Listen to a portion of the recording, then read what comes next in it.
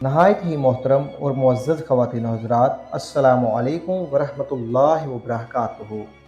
आज हम आपकी खिदमत में बहुत ही प्यारा वाक़या लेकर हाज़िर हैं। फ़रिश्तों का हज़रत आदम अलैहिस्सलाम को सजदा करना। मोहतरम नाज़रीन, आप सब से गुजारिश है कि हमारी वीडियो को एंड तक ज़रूर देखिएगा। और जब हमने फ़रिश्तों को आदम अलैहिस्सलाम को सजदा करने का हुक्म दिया कि फ़रिश्ते हज़रत आदम अलैहिस्सलाम को सजदा करें, तो सब फ़रिश्तों ने सजदा किया, मगर इब्लीस ने सजदा करने से इनकार किया। इसने गरूर किया था कि जब अल्लाह ताला ने अपने हाथों से हज़रत आदम अलैहिस्सलाम को पैदा किया और एक ख़ास रूह फूंकी, तो फिर फ़रिश्तों को हुक्म दिया गया कि वो हज़रत आदम अलैहिस्सलाम को सजदा करें। यह हुक्म अल्लाह ताला की तरफ से आदम अलैहिस्सलाम के लिए बहुत बड़ी इज़्ज़त और एहतराम की बात थी, जैसा कि अल्लाह ताला ने कुरान पाक में इरशाद फरमाया है। तर्जुमा आयत: जब मैं इसको पैदा करके इसमें रूह फूंक दूँ तो इसको सजदा करने के लिए इसके आगे गिर जाना। बहरहाल इंसान के अंदर चार बातें हैं जिनकी वजह से अल्लाह ताला ने इंसान को फ़रिश्तों पर आला मुकाम दिया है। वो बातें कौन सी हैं, आइए हम आपको बताते हैं। नंबर 1, इसे अपने हाथों से पैदा किया। नंबर 2, इसमें अपनी तरफ से एक ख़ास और पाक रूह फूंकी। नंबर 3, फ़रिश्तों से इसको सजदा करवाया। नंबर 4, इसे दुनिया की तमाम चीज़ों के नाम सिखाए। इसीलिए जब कश्ती में हज़रत मूसा अलैहिस्सलाम और हज़रत आदम अलैहिस्सलाम इकट्ठे हुए तो दोनों की आपस में बातें हुईं। हज़रत मूसा अलैहिस्सलाम ने कहा कि आप हज़रत आदम अलैहिस्सलाम हैं और आप इंसानों के बाप हैं। आपको खुदा ताला ने अपने हाथों से पैदा किया है और आप में ख़ास रूह फूंकी है, और फ़रिश्तों को हुक्म दिया कि वो आपको सजदा करें और आपको हर चीज़ के नाम बता दिए। बिल्कुल इसी तरह क़यामत के रोज़ दुनिया के तमाम लोग हज़रत आदम अलैहिस्सलाम से कहेंगे, फिर तुम्हारे नक्शे बनाए। फिर हमने मलाइका से फरमाया कि आदम को सजदा करो, तो वो सब सजदे में गिर गए, मगर इब्लीस ये सजदा वालों में शामिल ना हुआ। फरमाया, किस चीज़ ने तुझे रोका कि तूने सजदा ना किया जब मैंने तुझे हुक्म दिया था?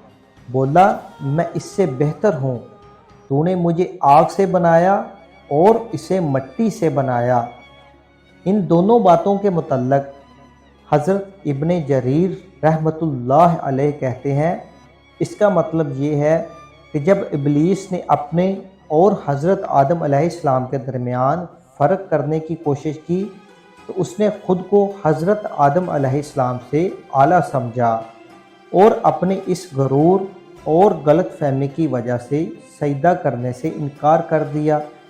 इस वक़्त सब फ़रिश्तों ने हुक्म की तमील करते हुए सजदा कर दिया था। हकीकत ये है कि जब इस तरह की सोचना शुरू कर दें तो फिर फ़साद ही होता है। फिर इस तरह सोचना खुद भी एक गलत बात है। इससे ख़राबियाँ पैदा होती हैं, जबकि आग के मुकाबले में नफ़ा और बुराई ज़्यादा है। इसकी वजह यह है कि मिट्टी नरम है, इसमें मोहब्बत और वफ़ा पाई जाती है। इसके मुकाबले में आग में गर्मी व तैश है। अल्लाह ताला की तरफ से हज़रत आदम अलैहिस्सलाम को एक रुतबा ये भी मिला जो शैतान को नहीं मिला था, कि इनको खुद अल्लाह ताला ने अपने मुबारक हाथों से पैदा किया था और इनमें रूह फूंकी थी और फ़रिश्तों को हुक्म दिया था कि वो इनको सजदा करें। इस बारे में अल्लाह ताला ने कुरान पाक में इरशाद फरमाया। तर्जुमा आयत: और याद रखो जब तुम्हारे रब ने फ़रिश्तों से फरमाया कि मैं आदमी को पैदा करने वाला हूँ बजती मिट्टी से जो बदबूदार स्याह गारे से है, तो जब मैं इसे ठीक कर लूँ और इसमें अपनी तरफ की ख़ास और मुअज़्ज़ज़ रूह फूंक दूँ तो इसके लिए सजदे में गिर पड़ना। तो जितने फरिश्ते थे सब के सब सजदे में गिरे सिवाय इब्लीस के। اس نے سجدے والوں کا ساتھ نہ مانا۔ فرمایا اے ابلیس تجھے کیا ہوا کہ سجدہ کرنے والوں سے الگ رہا؟ بولا مجھے زیب نہیں بشر کو سجدہ کروں جسے تو نے بجتی مٹی سے بنایا جو سیاہ گارے سے تھی۔ فرمایا تو جنت سے نکل جا کہ تو مردود ہے اور بے شک قیامت تک تجھ پر لعنت ہے۔ خدا کے اس حکم کی خلاف ورزی کی جو کہ حضرت آدم علیہ السلام کے بارے میں دیا گیا تھا، اور پھر خدا کو انسانوں کو غلط راستے پر چلنے کے لیے اکسانے کی باتیں کرنے لگا۔ یہ باتیں سجدہ کرنے سے انکار کرنے والے گناہ سے بھی بڑھ کر گناہ تھا۔ اور یاد رکھو اس بات کو، جب ہم نے فرشتوں سے فرمایا تھا کہ حضرت آدم علیہ السلام کو سجدہ کریں تو شیطان کے سوا سب نے سجدہ کیا۔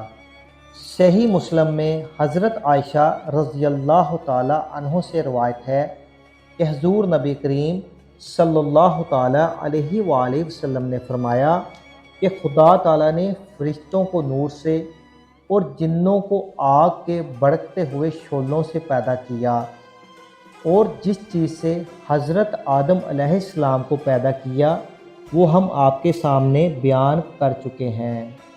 حضرت امام بصری رحمۃ اللہ علیہ سے منقول ہے کہ شیطان کسی بھی طرح سے فرشتوں میں سے نہ تھا، ابلیس کا تعلق جنوں میں سے تھا۔ جب جنوں نے زمین پر فساد پھیلانا شروع کر دیا تو اللہ تعالیٰ نے فرشتوں کی ایک جماعت کو زمین پر اتارا، اور فرشتوں نے ان کو قتل کر کے سمندری جزیروں میں دھکیل دیا۔ ابلیس کا تعلق اسی گروہ سے تھا جن کو فرشتوں نے قید کر لیا تھا، اور پھر ان کو اپنے ساتھ آسمان پر لے گئے۔ حضرت ابن عباس رضی اللہ تعالی عنہ سے منقول ہے کہ ابلیس کا نام عزازیل تھا۔ آپ ہی سے روایت کی ہے کہ ابلیس کا نام حارث تھا۔ حضرت عبداللہ بن عباس رضی اللہ تعالی عنہ سے منقول ہے کہ یہ فرشتوں کے ایک گروہ میں سے تھا جن کو جن کہا جاتا تھا۔ یہ جنت کے خزانے میں سے ہے۔ علم اور عبادت کے لحاظ سے ابلیس کو فرشتوں پر برتری حاصل تھی، اور اس کے 4 پر تھے، مگر خدا تعالیٰ نے اس کو شیطان مردود بنا دیا تھا۔ اللہ تعالیٰ نے قرآن پاک میں سورہ صاد میں ارشاد فرمایا، ترجمہ آیت: جب تمہارے رب نے فرشتوں سے فرمایا کہ میں مٹی سے انسان بناؤں گا، پھر جب میں اسے ٹھیک سے بنا لوں اور اس میں اپنی طرف سے روح پھونکوں تو تم سب اس کے لیے سجدے میں گرنا، تو سب فرشتوں نے سجدہ کیا، ایک ایک نے کہ کوئی باقی نہ رہا، مگر ابلیس نے اس نے غرور کیا اور وہ تھا ہی کافروں میں۔ فرمایا اے ابلیس تجھے کس چیز نے روکا کہ تو اس کے لیے سجدہ کرے جسے میں نے اپنے ہاتھوں سے پیدا کیا؟ جب میں اس کو بنا کر اس میں خاص روح پھونک دوں تو تم سب باری باری اس کو سجدہ کرنا۔ تو سب فرشتوں نے باری باری سجدہ کیا، مگر شیطان نے انکار کر دیا کیونکہ اس نے غرور کیا تھا۔ اور پھر اللہ تعالیٰ نے فرمایا کہ ابلیس کافروں میں سے تھا۔ جب اس سے پوچھا گیا کہ ایسی کون سی بات ہے جس نے ابلیس کو خدا کی نافرمانی کے لیے اکسایا ہے کہ تو نے میرا حکم نہ ماننے کا گناہ کیا، جبکہ اس کو میں نے خود اپنے مبارک ہاتھوں سے پیدا کیا ہے؟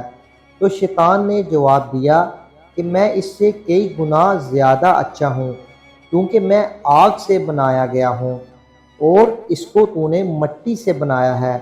تو پھر خدا تعالیٰ نے ابلیس کو جنت سے نکال دیا اور قیامت والے دن تک اس پر لعنت کر دی۔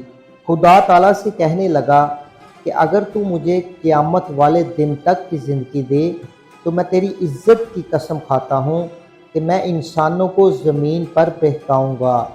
تو اللہ تعالیٰ نے ارشاد فرمایا، جو میرے سچے بندے ہیں تو ان کا کچھ نہیں بگاڑ سکتا، لیکن جو تیرے کہنے پر گمراہ ہوں گے میں تجھ سمیت ان سب سے جہنم بھر دوں گا۔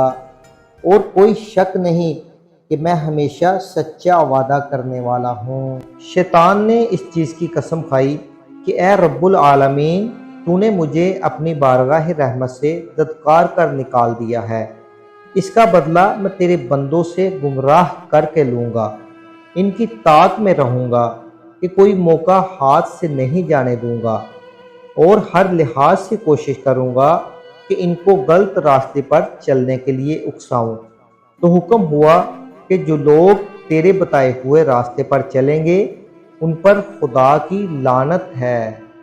شیطان اپنے خدا سے فرما برداری اور خدا کی عبادت زیادہ کرنے کی وجہ سے دوسرے فرشتوں سے بلند درجے پر تھا، لیکن اس کے اپنے ہی غرور کی وجہ سے اور حضرت آدم علیہ السلام سے حسد کرنے اور خدا کی نافرمانی کرنے کی وجہ سے خدا تعالیٰ نے اس سے اس کا یہ مقام چھین لیا اور اس کو آسمانوں سے اتار کر زمین پر پھینکا۔ اللہ تعالیٰ نے حضرت آدم و حوا کو جنت میں رہنے کا حکم دیا۔